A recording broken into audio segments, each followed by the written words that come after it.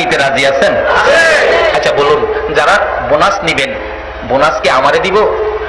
কাকে দিব? যারা শ্রমিক, যারা কর্মচারী, বোনাস তাদেরকে দিব। কর্মচারী ব্যতীত আমি তুফাজ্জল হুজুরেও বোনাস দিত না। কর্মচারী ব্যতীত যদি বোনাস না পায়, রোজা ছাড়া শবে কদর বোনাস পাওয়া সম্ভব। রোজা যারা রাখেন নাই, শবে কদর আপনি পাবেন না। নিশ্চিত থাকেন, আপনার জন্য শবে কদর নয়।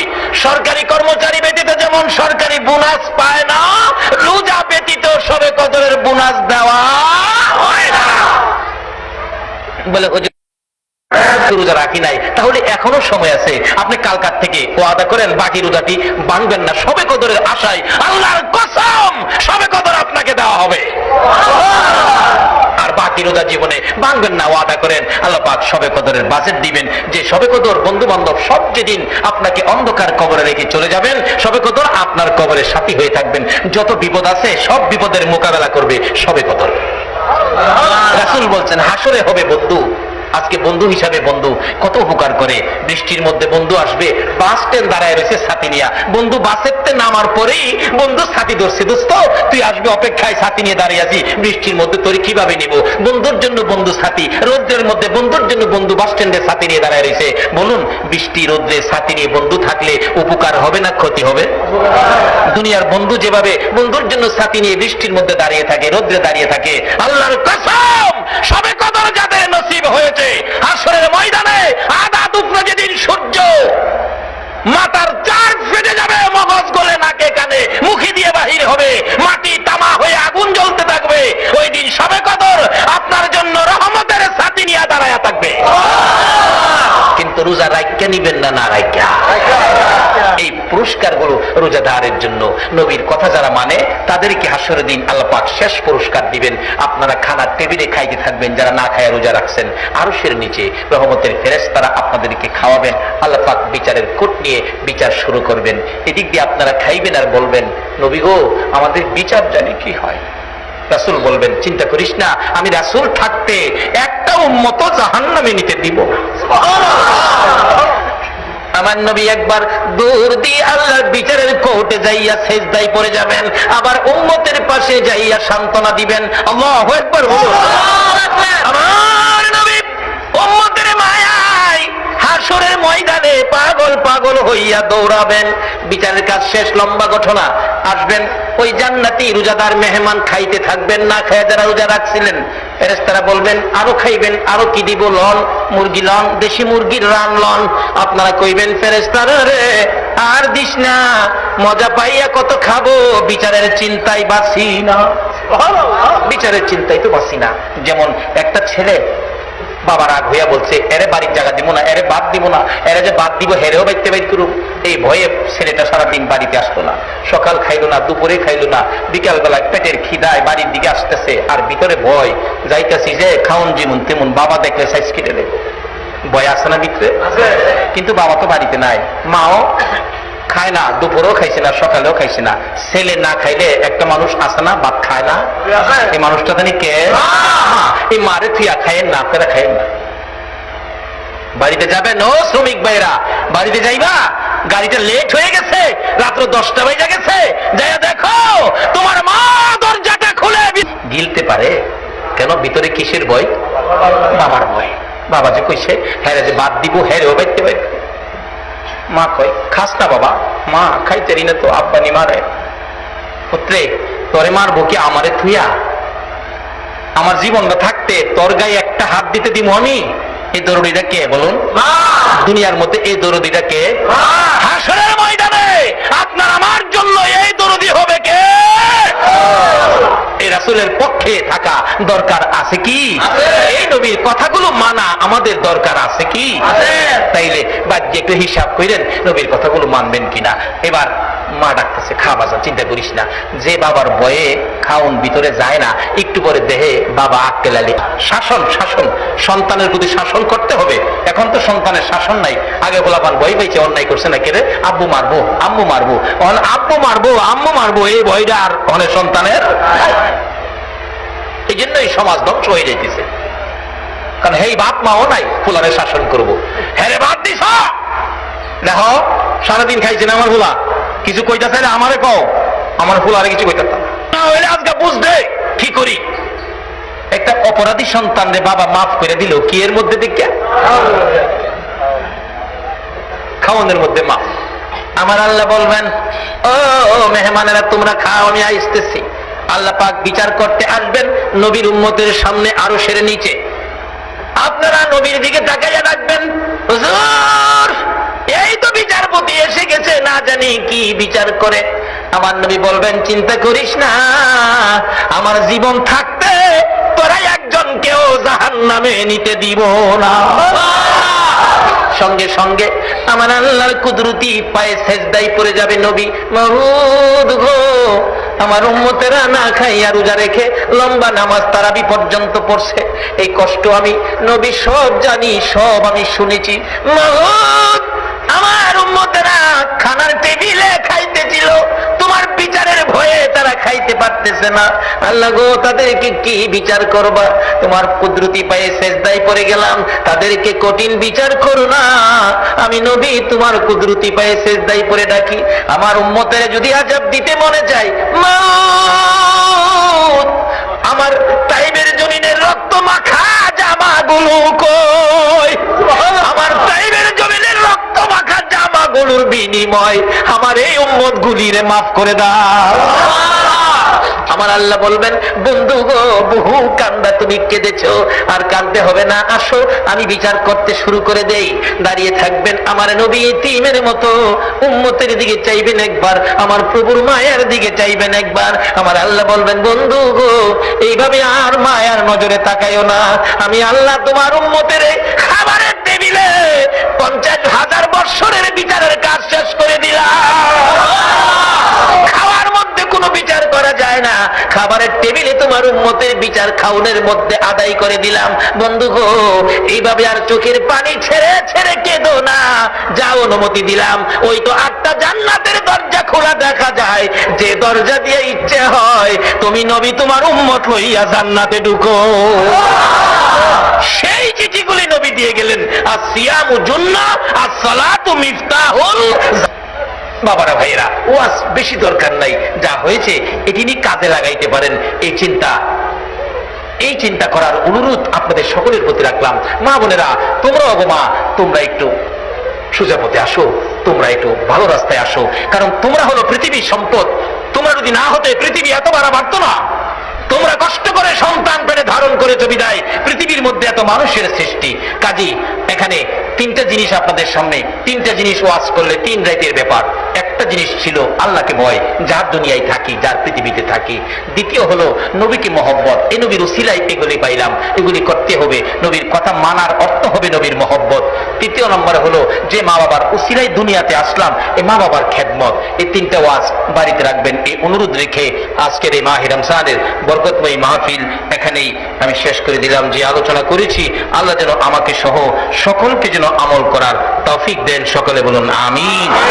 এখানে কাগজ লিখে দিলেন, রাসূল বলছে যার ভিতরে সরিষা পরিমাণ হিংসা আছে, অহংকার আছে, সে কখনো আল্লাহর জান্নাতে যাইতে পারবে না। বল হুজুর আমি তো আমল করেছি। রাসূল বলছে আগুন যেমন লাকড়িকে পুড়ে ছাই করে দেয়, হিংসা অহংকার মানুষের আমলকে পুড়ে ছাইয়ের কাতারে গরিবের সাথে বড় লোক দাঁড়ায় না।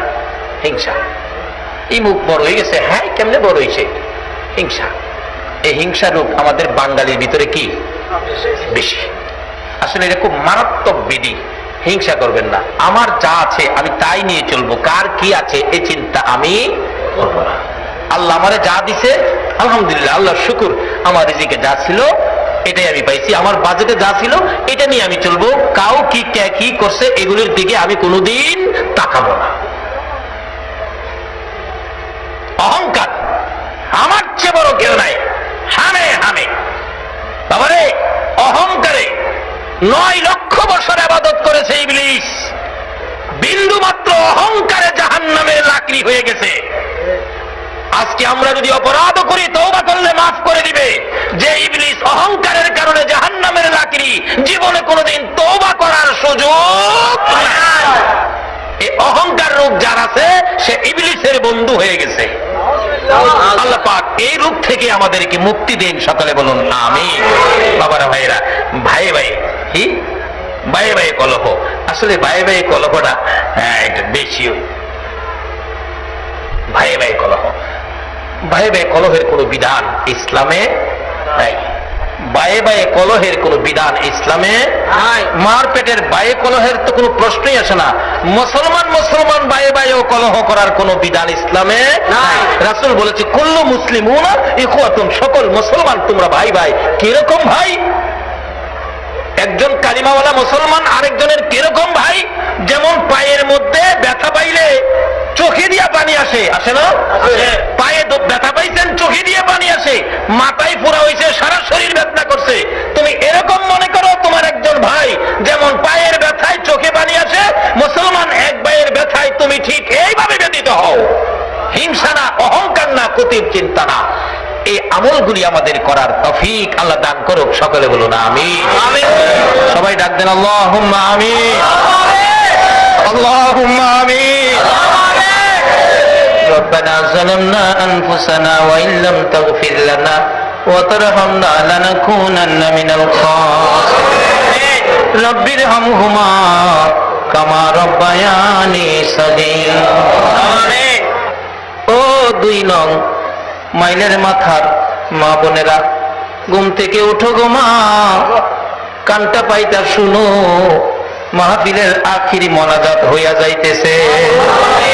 মাগো 1 বছরের জন্য এই মাহফিল বিদায় নিতেছে। বাবু তবে কদরের বাজেট করেছো গো আল্লাহ। আমরা আজকে 23 রমজানের বেজুর রাত্রে আমরা হাত বাড়াইলাম গো আল্লাহ।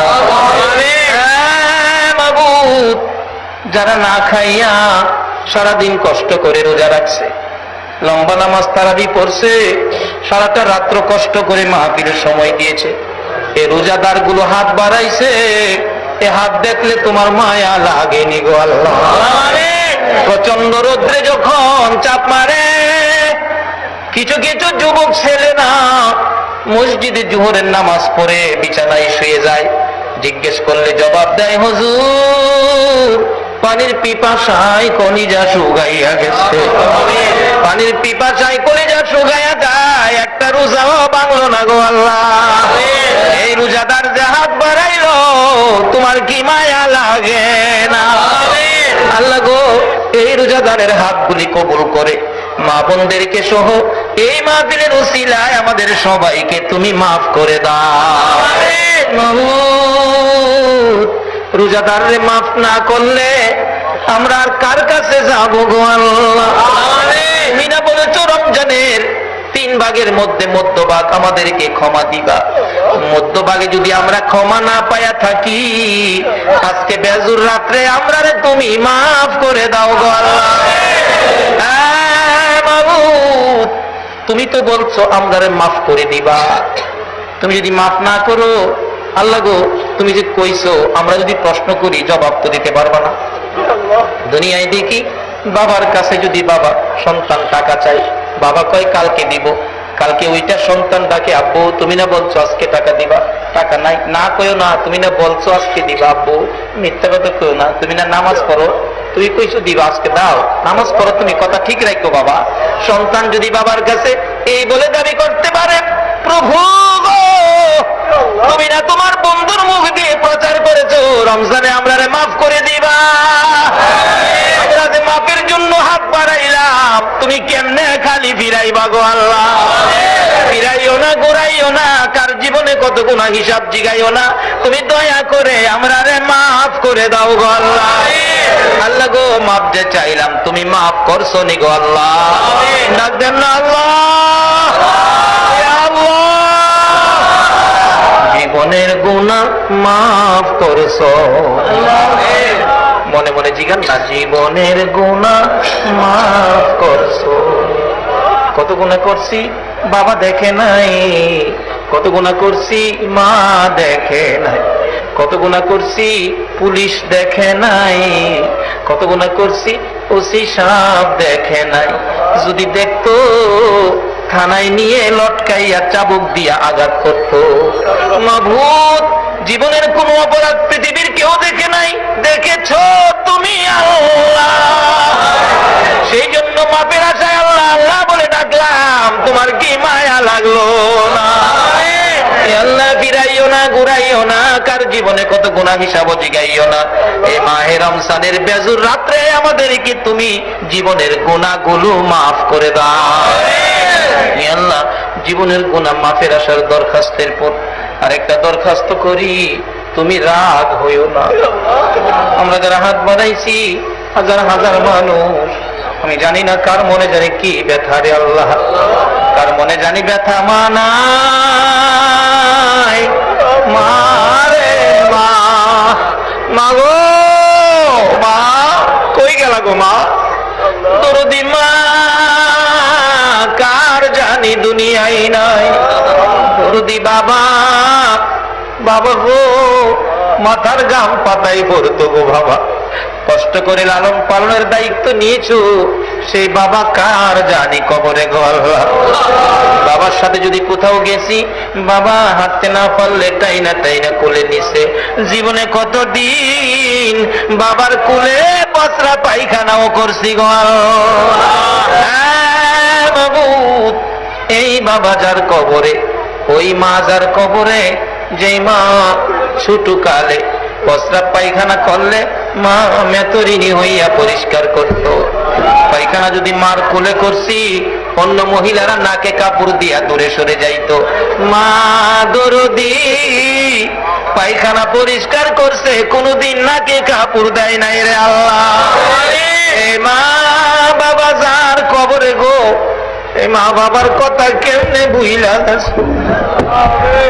সন্তান যদি কোথাও গেছে, রাত্রে যদি 12টা 1টা 2টাও বাজছে, সারা দেশের ঘরের দরজা যেদিন বন্ধ হইতো, মা সন্তানের জন্য দরজাটা খুইলা দাঁড়াইয়া থাকতো। সন্তানের যদি কোনো অসুখ বিসুখ অশান্তিতে পড়ে যাইতো, মা সন্তানের পাশে বসে গভীর রাত্রে ডাকতো, মাবুদ গো, ও আমার আল্লাহ, আমার ছেলের জীবন ভিক্ষা দাও গো আল্লাহ। মা বাবা সন্তানের বিপদে তোমার কাছে জীবন ভিক্ষা চাইতো গো, এই মা বাবা যার কবরে তোমার জান্নাত ভিক্ষা চাই গো আল্লাহ, তোমার জান্নাত ভিক্ষা চাই গো আল্লাহ। ওই সকল মা বাবার কবর গুলো জান্নাতের বাগান বানিয়ে দাও। এ রমজানের ঈদের কত সোনার ছেলেরা মায়ের কবরে যায় কাঁদবে, কত ছেলেরা বাবার কবরে যায় কাঁদবে। ঈদের দিন সকালে দেখি একটা ছেলে জামা কাপড় পরে মায়ের কবরে কাঁদবে। জিজ্ঞেস করি, বাবা এখানে কেন কান্দো? জবাব দেয়, হুজুর আমার বয়সের ছেলেরা ঈদগায় যাওয়ার আগে পায়জামা পাঞ্জাবি পরে মায়ের পায়ে বাবার পায়ে সালাম করছে গো। আমি পায়জামা পাঞ্জাবি পরে কার পায়ে সালাম করব? আমার মাও নাই, বাবাও নাই। ছেলেটা জবাব দেয়, হুজুর ঈদের ছুটিতে গাড়ি ভাড়া বাইরে গেছে হুজুর, 50 টাকা ভাঁজ ভাড়ার মধ্যে 100 টাকা বাস ভাড়া দিয়ে বাড়িতে আইলাম। রিক্সায় উঠে রওনা হলাম, হুজুর কান্দি, বাড়িতে ঈদ করব, কারে লইয়া ঈদ করবো গো হুজুর? আমার মাও নাই, বাবাও নাই, মায়ের অভাবী বাবার অভাবী যারা হাত বাড়াইছে গো আল্লাহ। আল্লাহ তোমার নবী বলেছে, রমজানের শেষ 10 দিন কবরবাসীদেরকে মুক্তি দিবা গো আল্লাহ। তোমার কথা মতো, তোমার বন্ধুর কথা মতো মুক্তির আশায় হাত বাড়াইলাম, তাদেরকে মাফ করে কবরগুলো জান্নাতের বাগান বানাইয়া দাও। আল্লাহ মা বাবা যারা দুনিয়াতে আছে হায়াত বাড়িয়ে দাও। মা বাবা কেমন জিনিস বুঝার তৌফিক ছেলে মেয়েদেরকে দান করে দাও। আল্লাহ খাস করে দাদা দাদি নানা নানি শ্বশুর শাশুড়ি আলী আওলাদ বংশধর মই মুরব্বী পাড়া প্রতিবেশী খানদানবাসী মহব্বতী এলাকার জমিনের নিচে যত মুমিন মুমিনাত ভূমি আছে সকলের কবর জান্নাতের বাগান বানিয়ে দাও। আল্লাহ গো খাস করে যাদের নাম লিস্টি করে দিয়েছে, যাদের পরিশ্রমে মাহফিল হয়েছে, তাদেরকে তুমি কবুল করো গো আল্লাহ। তাদের বংশধর্মই মুরব্বী যারা কবরে, তাদেরকে মাফ করে দাও গো আল্লাহ। আল্লাহ খাস করে যাদের মৃত্যু তালিকা দিয়েছে আল্লাহ গো, আজকে তো তারা কবরে নাই, রুহানি ভাবে মাহফিলের পাশে দাঁড়াইয়া কাঁদবে। আল্লাহ তাদেরকে মাফ করে কবর জান্নাতের বাগান বানাইয়া দাও। আল্লাহ যে মহিলাটা দোয়া চেয়েছে সন্তানের জন্য, আল্লাহ গো তাকে সন্তান, ছেলে সন্তান দিয়ে কলিজা ঠান্ডা করে দাও। এইভাবে যাদের ছেলে নাই ছেলে দাও, যাদের মেয়ে নাই মেয়ে দাও, যাদের ছেলেও নাই মেয়েও নাই, ছেলে মেয়ে দিয়ে কলিজা ঠান্ডা করে দাও গো আল্লাহ। মাবুদ আমাদের মধ্যে যারা নামাজি নামাজ কবুল করে দাও, যারা রোজাদার রোজাগুলো কবুল করে দাও, রমজানের বরকত সবে কদর সহ নসিব করে দাও গো আল্লাহ। আর কিছু দাও বা না দাও, একটা সবে কদর দিয়ে দাও গো আল্লাহ। আজকের মাহফিলে তোমার দরবারে আমরা সবে কদরের ভিক্ষুক হইলাম গো আল্লাহ। আমাদের প্রত্যেকের আমল নামায় সবে কদর লাগাইয়া দাও। আমাদের মধ্যে যারা নামাজ পড়ে না নামাজের বুঝ দাও, যারা রোজা রাখে না রোজা রাখার তৌফিক দিয়ে দাও। আল্লাহ আমাদের সকলকে বেশি বেশি করে নেক হায়াত বাড়াইয়া দাও। আমাদের মধ্যে যারা বিমারি বিমার শেফা করে দাও, যারা অভাবী অভাব দূর করে দাও, যারা ঋণগ্রস্ত ঋণ থেকে উদ্ধার করে দাও। আল্লাহ যারা ব্যবসা করে ব্যবসায় বরকত দাও, যারা চাকরি করে পদোন্নতি দান করে দাও। আল্লাহ মিল কারখানার এলাকা আল্লাহ গো, সকল মিল কারখানার শ্রমিক ভাইদেরকে হেফাজতে রাখো গো আল্লাহ। মালিক ভাইদেরকে তুমি হায়াত বাড়াইয়া দাও গো আল্লাহ। মাবুদ এই রমজান মাস আসবে আসবে অপেক্ষায় ছিলাম। রমজান রে তুমি বিদায় হইয়া যাইতেছ রে রমজান, তোমার কাছে অনুরোধ করি হাসরের ময়দানে আমাদের পক্ষে সুপারিশ কইরো গো আল্লাহ। আমরা যে আখিরি নবীর উম্মত, এই সাক্ষী তুমি দিও রে রমজান। পাহাড়ের চিপায় সুতার জাল পাইটা ওই জঙ্গলার মধ্যে লাঠি দিয়া বাইরেছে। লাঠির বাড়ির আওয়াজ শুনে হরিণ তো একটা দুই পাহাড়ের মাঝখান দিয়া দৌড় দিয়ে গিয়া সুতার জালে আটকিছে। যত নড়াচুরি করে ততই জাল পেছায়। শিকারী দূর থেকে খুশি মুস্কি মুস্কি হাসে, রে হরিণী আর দৌড়াদৌড়ি করিস না, নড়াচুরি করিস না, বন্দী হয়ে গেছো। ভালো করে পেঁচাইয়া শিকারী শেষরাইয়া কিতাব লেখে। আলগাইতে পারে না ভারী বেশি, হরিণটা মোটা তাজা বেশি ছিল বিদায় শেষরাইয়া নিতেছে। হরিণী শেষরাইয়া নিতে যাইয়া গো এই পাথরের কণাই লাইগা হরিণের সমস্ত চামড়াগুলো শিলা রক্ত বাহির হইতেছে। হরিণ গাছের গোড়ায় যখন জালটা দিয়ে বেঁধে রাখলো, হরিণ চোখের পানিগুলো ছেড়ে ছেড়ে কাঁদতেছে। একটু পরে দেখা যায় দয়ার নবী মায়ার নবী এই রাস্তা দিয়ে আসতেছে। আল্লাহু আকবার বলো। হরিণ দূর থেকে আমার নবীকে দেখে চোখের পানি ছেড়ে ছেড়ে ডাকতেছে, প্রভু গো আমার জবান খুলে দাও না, তোমার বন্ধু রাহমাতাল লিল আলামিনের কাছে আমার মনের দুঃখগুলি বলি। আল্লাহ বলেন, জঙ্গলার হরিণ রে, আমার বন্ধুর সাথে কথা বলার জন্য জবান খুলতে চাইছস, যে নবীর উসিলাই এত কিছু করেছি, এই নবীর সাথে কথা বলবি, যা তোর জবান খুলে দিলাম। যে নবীর পক্ষে গেলে জঙ্গলার হরিণের জবান পর্যন্তই আমার আল্লাহ খুলে দেয়। বলুন এই নবীর পক্ষে গেলে আমরা লাভ হবে না লস হবে? কাছাকাছি আসার পরে হরিণ ডাকতেছে, প্রভু গো আপনার বন্ধু আইসা গেছে, জবানটা খুলে দেন না। আল্লাহকে যা জবান খুলে দিলাম। হরিণ ডাকতেছে, প্রভু গো আপনার বন্ধু আইসে কথা বলি। প্রথম সালাম দিলেন, আসসালাতু ওয়াসসালামু আলাইকা ইয়া রাসূলুল্লাহ। নবী কই কি আশ্চর্য, হরিণ সালাম দিতেছে, কি ব্যাপার হরিণ? হুজুর আমি বিপদে পড়ে গেছি, শিকারীর হাতে বন্দী। দেখেন শেষরাইয়া আনতে যাইয়া আমার চামড়া সিলাইছে, রক্ত বাহির হইতেছে। নবী গো এটা তো সাধারণ দুঃখ, এর চেয়ে বড় দুঃখ, মাত্র 2টা বাচ্চা প্রসব করেছি। সকালবেলা ওই পাহাড়ের কিনায় জঙ্গলার কিনারে বাচ্চাগুলো রাইখা ঘাস পানি খাইতে আসছিলাম, এখন শিকারীর হাতে বন্দী। আল্লাহ নবী গো আমার বাচ্চা 2টা না খায়া মরে যাবে, হুজুর যদি দয়া করে একটু সুযোগ আমার দিতেন, আমি জীবনের মতো বাচ্চাগুলো দেখে আসতাম আর একটু দুধ বাচ্চাদেরকে জীবনের শেষ খাওয়া খাওয়াইছে। আমার নবী তো দয়ার নবী, সকল সৃষ্টির জন্য যিনি করুণা। নবী ডাকতেছে, হরিণী ঠিক আছে যাও, জালের পেট ছোটায়া খুন পরে হরিণ আসবে। ওই লোক এটা কোন পাগল? শিকারী বলতেছে জাল দিয়া পেঁচাইয়া হরিণ ধরতে পারি না, আর হরিণ ছাইরা দিলে হরিণ আসবে? এটা কোন পাগল কি কয় রে? আচ্ছা আপনাদের ধারণা কি যিনি হরিণ ছাড়ছে ফিরা আবার আইবনি? আসতে কইলেন যে আইতো না, আইতো না। হরিণ দৌড়ে গেছে, যা দেখে বাচ্চাগুলি সারাদিন না খাইয়া থাকতে থাকতে একবারে ছোট বাচ্চা দুর্বল হয়ে পড়ছে। বাচ্চা দুইটার সামনে গিয়ে দাঁড়াইছে, চোখের পানিগুলি হরিণীর পড়তেছে। বাচ্চা জিগায়, মা মা এত দেরি করলা যে?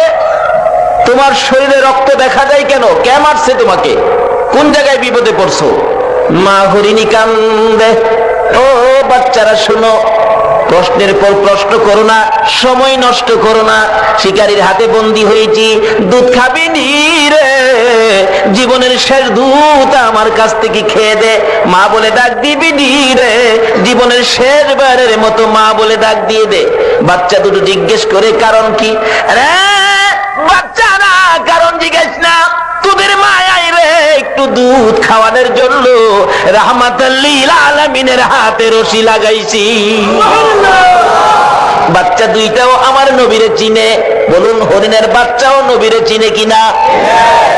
হরিণের বাচ্চা হইয়াও নবী চিনে গো, কিন্তু উম্মত হইয়া নবী চিনি না। একটা হরিণ, হরিণের জন্য নবী করুণা, কিন্তু নবীর পক্ষে গেলে, নবীর পক্ষে না গেলে না। বাচ্চা দুইটা ডাকতেছে, মা এত দেরি করলা যে? বাবারে বিপদে পড়েছি, নবীজির হাতে রশি দিয়া তোমাদেরকে দুধ খাওয়াইতে আইছি। বাচ্চা দুইটা ডাকে, মা গো নবীর সাথে বেয়াদবি কইরা আইছো, আমরারে দুধ খাওয়াইতা? মা না খাইয়া জীবন দিমু, তোমার দুধ খাইতাম না। বাচ্চা হরিণ চিনে, কিন্তু আমরা উম্মতের মধ্যে চিনে না।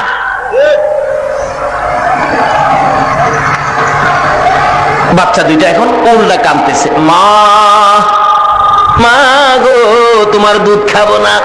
যেই নবী না হইলে জগৎ হইত না, এই নবীর সাথে বেয়াদবি করেছো, তোমার মতো মায়ের দুধ জীবন যাবে, আমরা খাবো না। বাবারে কি করবি? মা চলো যাই, নবীর সামনে যাই, নবীর একটু দেখবো, নবীর কাছ থেকে বেয়াদবির ক্ষমা নিব, তারপরে আমরা তোমার দুধ খাবো। তো চলো যাইতেছে। এই দিক দিয়ে শিকারী বলেন, কি ব্যাপার আমার হরিণ কই? বাবারে একটু থাকো, অপেক্ষায় থাকো, কিছুক্ষণ পরে হরিণ ফিরে আসবে। আশ্চর্যের কথা, হরিণ ছাড়লে আবার ফিরে আসে নাকি? কারে আসবে, না আসা পর্যন্ত আমি এখানে আসি, তুমি চিন্তা করো না। এটা যদি না আসে আমি আরেকটা ধৈর্য আমি তোমারে দিব। নবী ডাক দিলে হরিণ আইবুনি? কয় না দি।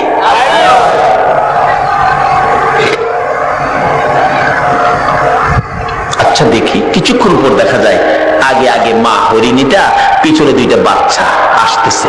রাসূল বলেন, বাবারে চিন্তা করো না, ওই যে তোমার হরিণ আসতেছে। শিকারী তাকায় দেখে হরিণ গিয়েছিল একটা, আসতেছে কয়টা?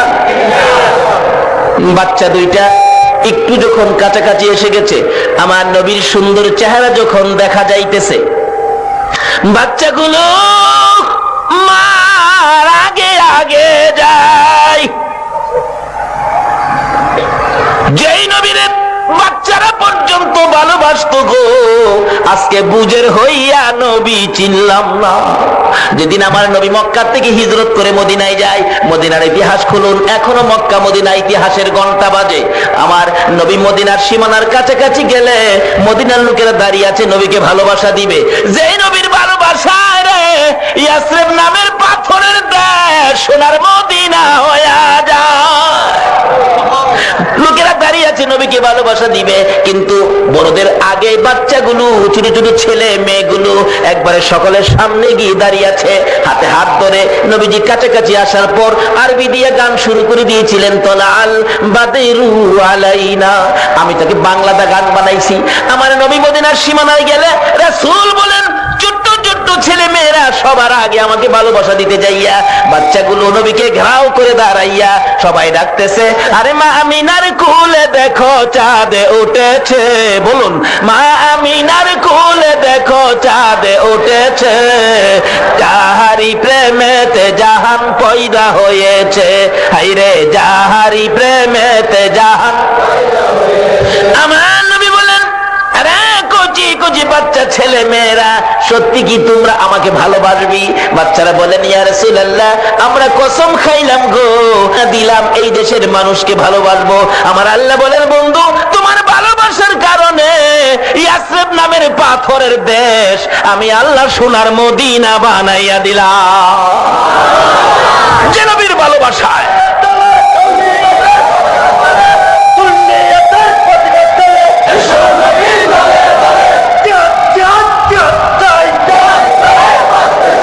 আসুন আগে বাড়ি।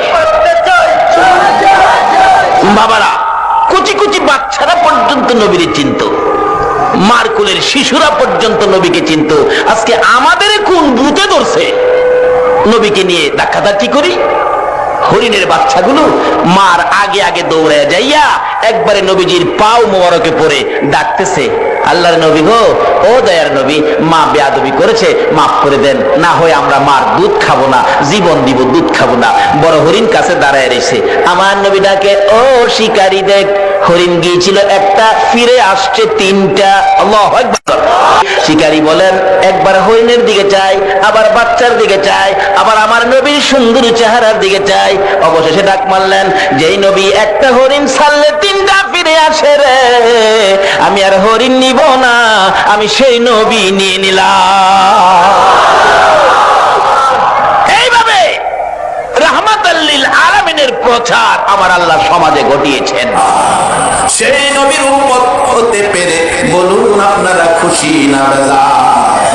এখন সেই নবীর উম্মত হতে গেলে কোরআনের মধ্যে কিছু সিস্টেম দিয়েছে, সিস্টেম মাইনা উম্মত হতে হবে। আল্লাহ বলেছেন, ইয়া আইয়ুন তুফলিহুন। আল্লাহ বলতেছেন এই কোরআনে আখিরি নবীর উম্মতের উদ্দেশ্যে, ইয়া আইয়ুহাল্লাযীনা আমানু বলছে, আপনাদের কথা বলছে, আমানু আপনারা, বাজান আমানু আপনারা। আবার কোরআনের আরেক জায়গায় বলছে, ইয়া আইয়ুহাল্লাযীনা আমানু ইত্তাকুল্লাহ, তোমরা আমারে ভয় করো। তোমরা কারা ভয় করতে বলছে?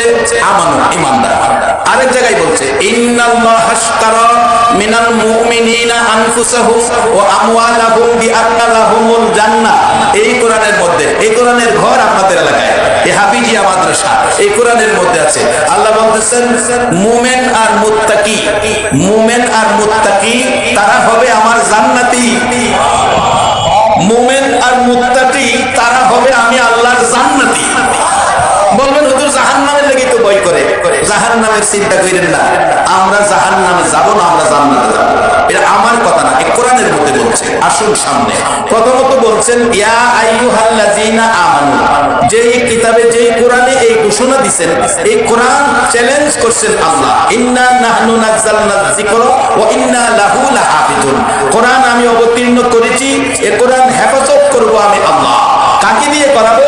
হাফেজে কোরআনদেরকে দিয়ে। যারা কোরআনে হাফেজ হয়েছে, আল্লাহ বলেন তারা আমার নিজস্ব লোক, হামিলুল কোরআন আহলুল্লাহ। এখন আমার নবী বলেন, প্রভু আমার ঘরে হাফেজ তোমার নিজস্ব লোক। হাফেজ তো আমি নবীর ঘর মাদ্রাসার থেকে হয়েছে, এই লোক তোমার নিজস্ব হলো। তো যারা মাদ্রাসা করলো, যারা মাদ্রাসায় সহযোগিতা দিল, যারা জায়গা দিল, এই মাদ্রাসা না করলে তো হাফেজ হইতো না, মাওলানা হইতো না, আলেম হইতো না। তাইলে তুমি এদের ব্যাপারে কিছু কইলা না, শুধু হাফেজ বানাইলো তাকে তুমি তোমার লোক কইয়া নিয়ে গেলা। যারা আমি নবীর ঘর বানাইলো এরারে কিছু দিবা না? আল্লাহ কই, বন্ধু এদের ফায়সালা তোমারে দিলাম। আমার নবী কথা হলে তুমি শুনে রাখো, যারা আমি নবীর ঘর বানাইলো, আমি নবীর ঘরের সাহায্য সহযোগিতা দিল, হাফেজ হওয়ার পিছনে টাকা পয়সা ক্ষয় খরচ করলো, তারা হলো আমি নবীর নিজস্ব লোক। আজকে আপনারা হলেন নবীর নিজস্ব লোক, যেই নবী একজন উম্মত বাকি থাকা পর্যন্ত বেহেশতে যান। এখন সে নবীর উম্মত হতে গেলে এই মাদ্রাসা দরকার, এই কোরআন শরীফ দরকার। কোরআনের মধ্যে বলেছেন ইয়া আইয়ুহাল্লাযীনা আমানু, এখানে ইয়া আইয়ুহান নাস কয় নাই, ইয়া আইয়ুহাল্লাযীনা কাফারু কয় নাই, বলছে আমানু। আপনাদের কথা বলতেছেন, একবার বলুন আলহামদুলিল্লাহ। যারা বাড়ি গেছে হারারে কয় না, আজকে যারা বইসা রইছেন আপনারা বলেছেন ইয়া আইয়ুহাল্লাযীনা আমানু, ও পৃথিবীর ঈমানদাররা। তো বাড়ির যারা গেছে হ্যাঁ ওদের হাজার পাইছে, এরাও পাইছে, মা বোনেরাও পাইছে। মহিলাদের মধ্যে ঈমানদার আছে না, সবাইরে ডাকছে, মেয়ে পুরুষ। ইয়া আইয়ুহাল্লাযীনা আমানু উরকাউ ওয়াসজুদু ওয়াবুদু রাব্বাকুম, মেয়ে পুরুষ সবাইকে বলছে রুকু সিজদার মাধ্যমে রবের ইবাদত করো, রুকু সিজদার মাধ্যমে রবের ইবাদত করো। রুকু সিজদার মাধ্যমে ইবাদতের নাম হলো নামাজ। রুকু সিজদার মাধ্যমে ইবাদতের নাম নামাজ। বলুন ইবাদতের নাম কি? নামাজ। এটা আল্লাহ বলছে, যদি এই নামাজ পড়েন তাহলে আল্লাহ কত খুশি হয়। মাগো মেয়ে লোকেরা, সন্তানকে নামাজ শিক্ষা দিবেন, আপনারা আল্লাহর কাছে পুরস্কৃত হবেন, আর আপনার সন্তান জান্নাতি হবেন। পুরস্কৃত কিভাবে হবেন? বাস্তবে আসেন। শেখ ফরিদের জীবনের মধ্যে আসছে, ফরিদের মা ফরিদকে বলছে বাবা ফরিদ তুমি নামাজ পড়ো। ফরিদ বাচ্চা ছেলে জিজ্ঞেস করে মা নামাজ পড়লে কি হবে, কি পাবো, কি দিবে? আল্লাহ মজা দিবে, তাই নাকি? তাহলে আমি নামাজ পড়বো। উজু করতে গেলে মা নামাজের বিছানা বিছাইয়া বিছানার নিচে চিনির পুটলা বানাইয়া রাইখা দেয়। একদিন, দুদিন, 1 মাস, 2 মাস, 6 মাস, 9 মাস নামাজ পড়তে পড়তে ফরিদ নামাজের প্রতি একটা মহব্বত হলো, নামাজের পরে মজা পায় বিছানার নিচে। ঘটনাক্রমে ফরিদের মা ঘরে নাই। নামাজে ফরিদের মা চিন্তা করো না, আমি আল্লাহ কি একটা দিন চিনি দিতে পারি না। ফরিদের মা আশ্চর্য হয়ে গেলেন, কে সেই শব্দ শোনালো? অপেক্ষায় আছে ফরিদের মা। ফরিদ নামাজ শেষ করে বিছানা টান দিলেন, নিচে তাকাইয়া দেখেন অন্যদিন একটা পুটলা থাকতো, আজকে তার চাইতে বড় বড় 3টা পুটলা আমার আল্লাহ দান করে দিছে। বলুন সে আল্লাহ এখনো আছে কিনা? বাজান, সেই আল্লাহ বলেছে রুকু সিজদার মাধ্যমে রবের ইবাদত করো, রবের ইবাদত করো, রুকু সিজদার মাধ্যমে যা চাইবেন তাই পাইবেন। তবে এখানে বলেছেন রুকু সিজদার মাধ্যমে রবের ইবাদত করো, কিন্তু তারপরে জান্নাত দিব এ কথা কয় নাই। তারপরে বলছে আফআলুল খায়রা, আফআলুল খায়রা, আফআলুল খায়রা, ভালো কাজ কইরো। রুকু সিজদার মাধ্যমে রবের ইবাদতের নাম নামাজ, নামাজের পরে ভালো কাজ কইরো, ভালো কাজ কইরো। বাজান, যারা মাদ্রাসা প্রতিষ্ঠা করেছে, যারা আজকে মাদ্রাসায় ছাত্র দিয়ে হাফেজ বানাইছে, যারা আজকে কোরআনের পক্ষে বসে আছেন, বলুন এই কাজটা ভালো না খারাপ? আমার আল্লাহ বলেন আফআলুল খায়রা, ভালো কাজ করো, ভালো কাজ করলে পুরস্কার আসবে, লাআল্লাকুম তুফলিহুন। শুধু নামাজ পড়ে বেহেশতে যাবেন, ভালো কাজ যদি না থাকে। এক বেচারা নামাজও পড়ে দুধের মধ্যে পানি দেয়, দুধে পানি দিয়া নামাজ পড়ে। আপনারাই ফাইসালা দেন, দুধ কত সুন্দর জিনিস। মুসা আলাইহিস সালাম পরে জিজ্ঞাসা, আল্লাহ তুমি যদি খাইতা তাহলে কি খাইলা হইলে? খাইলে তুমি কি খাইলা হইলে?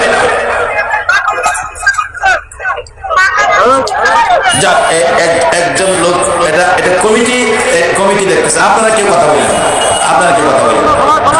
সবাই যাইতে হবে না, 2 জন গেলেই হবে, সবাই যায় না। আপনাদের কেন তার পাগলামি সে করতেছে, সে করুক। এতক্ষণ তো আমি দেখতেছি, আমি তো বলি নাই। বা বসেন, আপনারা বসেন। লা ইলাহা ইল্লাল্লাহ, লা ইলাহা ইল্লাল্লাহ, লা ইলাহা ইল্লাল্লাহ, লা ইলাহা ইল্লাল্লাহ। বাজান, মাহফিল কবুল হয়ে গেলে মাহফিল কবুলের নমুনা হলো এটা। হয়তো কেউ পাগলামি করবে, না হয় মাহফিলে কুকুর ঢুকাইয়া দিবে, না হয় মাহফিলে বিড়াল ঢুকবে। এই 3 নমুনা হলো মাহফিল কবুলের লক্ষণ। এতে বোঝা যায় মাহফিল কবুল হয়ে গেছে। সকলে একবার বলুন আল্লাহু আকবার। কারণ আপনারা মাহফিলে বসে আছেন, আপনাদের একটা চিরশত্রু আছে, হ্যাঁ চিনছেন? এর নাম কি? শয়তান। আমরা ভালো কাজ করলে কি এর কাছে ভালো লাগে? ভালো লাগে না। এই শয়তানের কাজ হলো হয়তো কোনো পাগল ঢুকাইয়া দিব, না হয় বিড়াল ঢুকাইয়া দিব, না হয় কুকুর ঢুকাইয়া দিব। এটা বোঝা গেল মাহফিল কবুলের শর্ত। একবার বলুন আল্লাহু আকবার। আবার আসুন আমি শেষ দিকে যাচ্ছি, তাতে যাওয়া সম্ভব হবে না। দুধে পানি দিয়া নামাজ পড়া বেহেশতে যাওয়া যাবে না। আল্লাহ বলছে নামাজের সাথে ভালো কাজ করতে হবে। তাফআলুল খায়রা, যদি ভালো কাজ করতে পারেন লাআল্লাকুম তুফলিহুন, তাহলে আপনি সফল কাম। বাজান, সকল ভালো কাজের মধ্যে শ্রেষ্ঠ ভালো কাজ হবে মা বাবার খেদমত করা। মা বাবার খেদমত, বর্তমান সময়ে মা বাবার খেদমতের বেলায় ত্রুটি, এটাই হবে আমার শেষ কথা। আজকে যদি কোরআন পাশে থাকতো মা বাবা খেদমত পাইতো, আজকে যদি নবীর সুন্নাহ কাছে থাকতো মা বাবা খেদমত পাইতো। এ বুড়া মাকে, যে মা, এরে বাবারা ভাইরা, আমরা যদি ছোট সন্তান ছিলাম, ঘরের মধ্যে রাত্র 4টা বাজে প্রস্রাব পায়খানা করে দিছি, গড়াগড়ি করে সারা শরীর পায়খানায় বড়াইছি। বাবা ঘুম থেকে উঠে বাতি জ্বালাইয়া ডাকতেছে, ঘুমিয়াছো? ছেলের পায়খানা সারা শরীর ধরা যাবে না, একবারে পায়খানা ভর্তি। দাদি ঘুম থেকে উঠে নাকে কাপড় দিয়ে ডাকতেছে, বৌমা ঘুম থেকে উঠো, পায়খানার গন্ধ সহ্য করা যায় না। এবার ফুফু ঘরে ঘুম থেকে উঠে বলছে, পায়খানার গন্ধ সহ্য করা যায় না। খালা আসছিল বেড়াইতে পাশের রুমে, নাকে কাপড় দিয়ে ডাকতেছে, পরিষ্কার করো, দুর্গন্ধ সহ্য করা যায় না। সবাই নাকে কাপড় দিল, দুর্গন্ধ অনুভব করলো। একটা সত্য কথা বলবা গো মায়ের সন্তানেরা, একটা মানুষ নাকে কাপড় দিল না, দুর্গন্ধ লাগলো না, নিজের হাতে পায়খানার উপর দিয়ে ধরে ধুয়ে মুছে পরিষ্কার করে 2 গালে চুমাইতেছে। বলুন এই দরদি ব্যক্তিটাকে? বাবারা, নবী বলেছে, যতবার তাকাবি ততটা কবুল হজের নেকি তোমার আমল নামায় পায়া যাইবা। সেই মা কত কষ্ট করেছে ছোটকালে, কোনোদিন নাকে কাপড় দিল না। বাজান, বাগেরহাটের বাস্তব ঘটনা। বাগেরহাটের জমিনে যারা ফেসবুক চালান, পত্রিকার খবরে দেখেছেন, ফেসবুকে এসেছে, মা বুড়া মানুষ বিছানায় প্রস্রাব পায়খানা করে দেয়, দুর্গন্ধ ঘরে থাকার মতো নয়। এবার সিদ্ধান্তে পৌঁছলেন ছেলের বউ, মাকে তো আর মারা যাবে না, জল্লায় ফেলে দিব। এই উদ্দেশ্যে সকালবেলা একটা পলিথিন বস্তা নিয়ে মার পাশে দাঁড়াইলে মা ডাকতেছে, বাবা ছোটকালে তুমি যখন বিছনায় প্রস্রাব পায়খানা করতা, আমি মা পলিথিন কাগজ নিচে বিছাইয়া দিতাম, আজকে পলিথিন ব্যাগ বস্তা নিয়ে আইছো আমার নিচে কি বিছাইয়া দেওয়ার জন্য? কোনো কথাই বলে না ছেলেটা। ছেলের বউ দৌড়ায় আসছে, কাছে আসার পর দুইজনের সিদ্ধান্তে পৌঁছলে, একজনে বস্তায় ধরেছে, আরেকজনকে বুড়া মা, একেবারে দুর্বল বুড়া মাকে আরেকজনে ধরে বস্তার ভিতরে ঢুকাইছে। বস্তার ভিতরে ঢুকাইলে মা কান্দে, বাবা কেন রে বস্তার ভিতরে ঢুকাইছো? আমার প্রস্রাব পায়খানার গন্ধ করে আমারে বস্তায় ঢুকাইছো। যেদিন তুমি প্রস্রাব পায়খানা করেছো সবাই নাকে কাপড় দিত, আমি মা জীবনে একটা দিন নাকে কাপড় দেই না। আমার নবী বলেন, উম্মতেরা রে, এ মায়ের পায়ের নিচে তোমার জান্নাত। বস্তার ভিতরে ভরে মুঠি বাইন্ধা রওনা হলেন খুলনা বাগেরহাটের জংলায়, যেখানে মানুষের চলাফেরা নাই, ওই জংলার মধ্যে বস্তাবন্দি মাকে ফালায়া চলে আসতেছে। মা নড়াচড়ি করতে করতে পলিথিন বস্তার ভান খুলে গেছে, মাথাটা বাহির হয়ে গেছে, ছেলের দিকে তাকাইয়া কাঁদতেছে, বাবা বাবা গো কেমনে আমারে ফালাইয়া যাইতেছো? রাত্র 2টা বাজে যদি বাড়িতে আইসো গো বাবা, সারা গ্রামের মানুষ ঘুমাইতো, আমি মা দরজা খুইলা দাঁড়াইয়া থাকতাম, আমারে ফালাইয়া যাইতেছো, যাও, দুর্গন্ধ করে প্রস্রাব পায়খানা, যাইতেছো, যাও, যা বাবা যাও। কি বলবো, আল্লাহ রে আমার ছেলেটা আমারে ফালাইয়া যাইতেছে, আল্লাহ আমি দোয়া করি মা হইয়া তুমি মার দোয়া কবুল কইরো, আমার বাবারে সহি সালামতে বাড়ি পৌঁছাইয়া দিও। ছেলে মাকে ভুলে যাই গো, মা ছেলেকে ভুলে না, এমন দরদি মারে আর ব্যথা দিও না। বাজান, ইবাদত করে জান্নাতে যাওয়া যাবে না, কত ইবাদতকারী জাহান্নামী হবে। কোরআন বলেছে, আমিলাতুন নাসিবাতুন তাসলা নারান হামিয়া। বাজান, জান্নাতে যাইতে হলে ইবাদতের সাথে থাকতে হবে ভালো কাজ। সর্বোত্তম ভালো কাজ হলো মা বাবার খেদমত। আল্লাহ বলেছেন, ওয়া কাদা রাব্বুকা আল্লা তা'বুদু ইল্লা ইয়্যা ওয়া বিল ওয়ালিদাইনি ইহসানা। ইবাদত করো আল্লাহর, খেদমত করো তোমার মা বাবা। বাজান, এই শিক্ষার ট্রেনিং এর সেন্টারটার নাম হলো মাদ্রাসা। এই শিক্ষা, এই ট্রেনিং এর ঘরটা হলো মাদ্রাসা। কোরআন সুন্নাহ মোতাবেক এই ট্রেনিং দিবে মা বাবা, কত গুরুত্বপূর্ণ সম্পদ। আল্লাহ আমাদেরকে মাদ্রাসার পক্ষে খুব। ইব্রাহিম আলাইহিস সালামের জীবনী খুলুন। ইব্রাহিম আলাইহিস সালাম, ইসমাইলকে চাইছো, ইসমাইল নাই, তাহলে কি আমি যাবো গা মা জায়গা। ইসমাইল আসলে বইল ঘরের চৌকাটটা ভালো না, এটা যেন বদলায়। বাবা বলে গেছে চৌকাট ভালো না। ইব্রাহিম চলে গেলেন সিরিয়ার দিকে। কিছুক্ষণ পর ইসমাইল আলাইহিস সালাম বাড়ির গেটে এসে দাঁড়াইয়া দুইটা চোখের পানি ছেড়ে ছেড়ে ডাকে, বিবি, বিবি গো, আমার বাড়িতে কি কোনো মেহমান আসছিল? ও বিবি, আমার নাকে দিয়ে আমার বাবা ইব্রাহিমের গন্ধ লাগতেছে। আমার নাকে ইব্রাহিম, আমার বাবা ইব্রাহিম আলাইহিস সালামের গন্ধ লাগতেছে। বলো কোনো মেহমান আসছিল কিনা? বিবি ঘর থেকে বলে, হ আসছিল, একটা বুড়া লোক, নাম কি জানি না, আয়েশা তোমাকে নাম নিয়ে ডাকে। কত বড় দুঃসাহস! ইসমাইল আলাইহিস সালাম বুঝে ফেলেছে আমার বাবা ইব্রাহিম ওই তো আমার নাম লইয়া ডাকে। যত বড়ই হোক বাবা কি নাম নিয়ে ডাকে না? এই ডাকের মধ্যে একটা শান্তি লাগে কিনা বলুন? সারা বাংলাদেশে কোথাও আমি দুবাজ্জলকে কেউ তুই করে ডাক দেয় না। বাড়িতে গেলে আমার মা নাই, বুড়া বাবা, বাড়িতে গেলেই জিগায় আজকে কই গেছিলি? আবার বিকাল বেলা বাড়িতে বাহির হইলে জিগায় আজকে কই যাবি? কি যে শান্তি লাগে! এই শব্দটার মধ্যে যেন জান্নাতের শান্তির গন্ধ। ইসমাইল আলাইহিস সালাম কান্দে, বিবি গো, আমাকে যে নাম নিয়ে ডেকেছে এটাই তো আমার বাবা ইব্রাহিম আলাইহিস সালাম। তুমি কি আমার বাবার খেদমত করো নাই? না, না করি নাই। ডাক দাও নাই? না। বাড়িতে বসতে কও নাই? না। সঙ্গে সঙ্গে বাহিরে দাঁড়াইয়া বলছে, বিবি গো, ইনি আমার বাবা গো, ইব্রাহিম খলিল। তোমার ব্যবহারে অসন্তুষ্ট হইয়া আমার বাবা বলে গেছে ঘরের চৌকাট বদলাইতে। চৌকাট তো ঘরের চৌকাট নয়, চৌকাট হইলা তুমি। আমার বাবার মনে কষ্ট দিয়েছো। বাবা বলেছে তোমাকে বদলানোর জন্য। আমি ঘরের ভিতরে আসবো না। এখান থেকে বাবার খুশির জন্য নির্দেশ দিলাম, আমি ঘরে আসার আগে তুমি ঘর থেকে বেরিয়ে যাও। বাবা খুশি করার জন্য ইসমাইল আলাইহিস সালাম স্ত্রী বের করে দিলেন, তালাক দিলেন।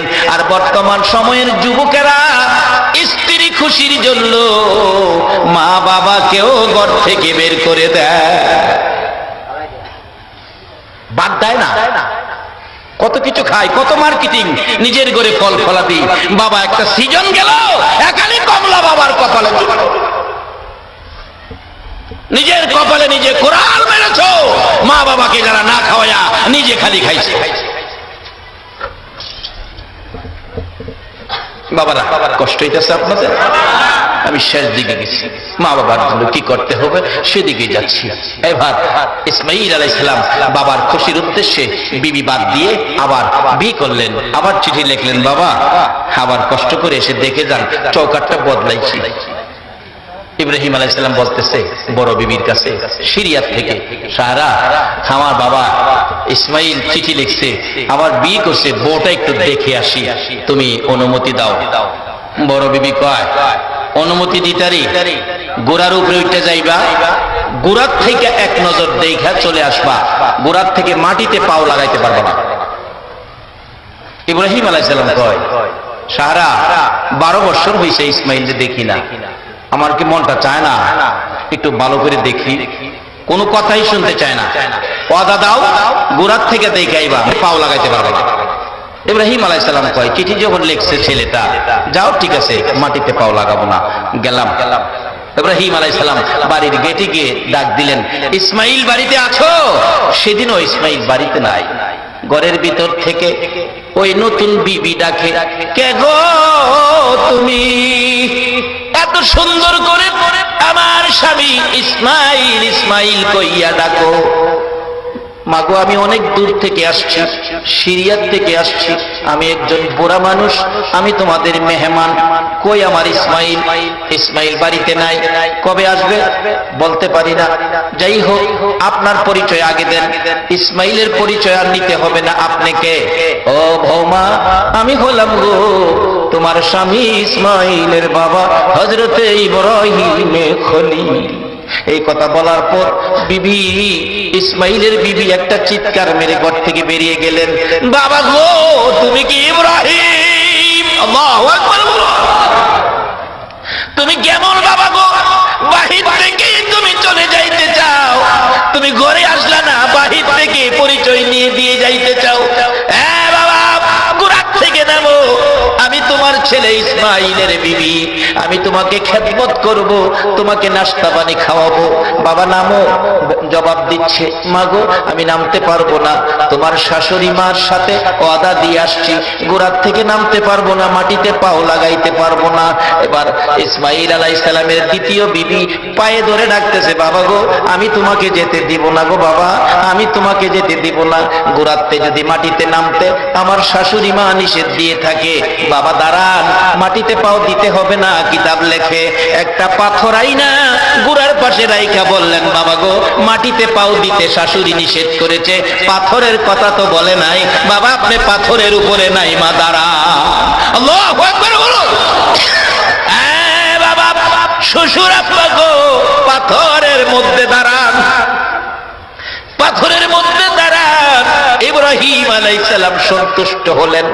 এই ছেলের বউয়ের ব্যবহার, পাথরে নাইমা দাঁড়াইলে পাওগুলো ধোয়াইলেন, হাত মুখ পানি দিয়ে ধোয়াইলেন। ইসমাইল আলাইহিস সালামের বিবি মাথার চুল লাগাইয়া শ্বশুরের পায়ের পানিগুলো মুছে দিলেন। কিছু খাবার হাতে দিয়ে বললেন, বাবা গো খাবার খান, আর কিছু খাবার আমার শাশুড়ি মার জন্য নিয়ে যান। বলুন এই ব্যবহারে ইব্রাহিম খুশি হবে না বেজার? খুশিতে বাগ বাগ হয়ে গেছে। বৌমা গো খুশি হলাম গো, আমার ইসমাইল কোন সময় আসবে গো বৌমা? লম্বা ঘটনা সংক্ষেপ করে দিলাম। বৌমা গো কোন সময় আসবে ইসমাইল? ইসমাইল আসলে বইল, এবারের চৌকাট বড় ভালো গো, আমার ইসমাইল যেন চৌকাটটার না বদলায়। বৌমা প্রশ্ন করলেন, শ্বশুর আব্বা এ কি বললেন? এটা কি চৌকাট? আমি তো বুঝতে পারি না।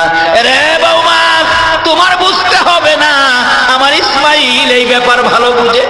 এমন সময় বিদায় হয়ে যাবেন, ঘোড়ার উপরে উঠলেন, রওনা হলেন। ঘটনাক্রমে কিছুক্ষণের মধ্যে আবার ইসমাইল এসে গেছে। বাড়ির সামনে দাঁড়াইয়া চোখের পানি ছেড়ে কান্দে, কই গো আমার আদরের বিবি গো, আজকে কি কোনো মেহমান আসছিল আমার বাড়িতে? কেন জানি গো আমার না 12টা বছর বাবা দেখি না। বলো আমার বাবা কই গো আমার বাবা? বিবি চোখের পানি ছেড়ে দিলেন, স্বামী গো বাবারে রাখতে পারি নাই। বাবা নাকি শাশুড়ি মার সাথে কথা দিয়ে আসছে, দেরি করতে পারবে না। কি করলি গো? আমি কি বাবারে পাইতাম না? এবার বিবি বলতেছে, স্বামী গো বাবারে রাখতে পারি নাই, আসো। বাবার 2টা পা মোবারকের পাথরে দাগ রেখেছি, এই পাথরে বাবা দাঁড়িয়েছিল, এই যে দেখো পাথরে দাগ রয়ে গেছে। যাইয়া দেখবেন এই পাথরটা এখনো খানায়ে কাবার দরজার